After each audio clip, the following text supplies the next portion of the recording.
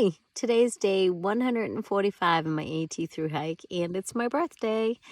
I'm celebrating after dinner with a couple of Reason chocolates. These are excellent, and they hold up on trail pretty good. No cake for me today. I'll get some, in a couple of weeks, I'm sure. That and then some as I'm refeeding myself and nourishing myself after I'm done. So today was, as the elevation profile said, pretty easy, or it should have been. It was just like 700 feet of elevation gain, a little more descent, maybe like 1,300 feet.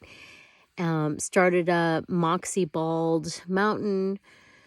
First thing this morning, I was out of camp at sunrise, usual 6:10 a.m., and made pretty good time going up there, and had some service up there, so I was able to text with my family and check some emails and stuff like that. And then I thought the next miles would just be like super easy all day because the elevation profile looked pretty flattish or on a downward slope like the whole time. But then when you like stretch that out, you see all these little bumps. And then, I realized, oh yeah, we got some of that climbing, some of that 700 feet of climbing today. And, not that that's a lot or anything. I was just like in the mindset though that it was going to be a super easy day. So all that climbing was divvied up over like, 30 different hills. It was just a lot of up and down and up and down. Also had some rivers to ford today. Which was interesting because they were only like shin deep, and these rivers have been very troublesome through hikers in other seasons. So it just shows you, we're in a drought right now. Like it's very difficult for us through hikers right now to manage water sources and water for drinking, and you really have to plan it out. We're walking over dry riverbeds and creek beds every day.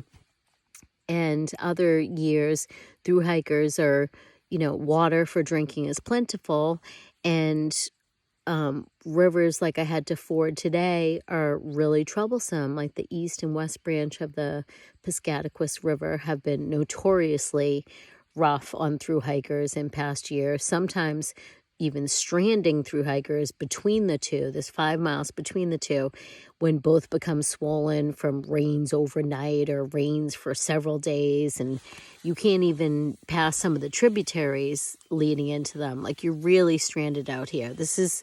We're out in the middle of nowhere right here anyway, so it's just a lot to think about and keep in mind. Happy trails.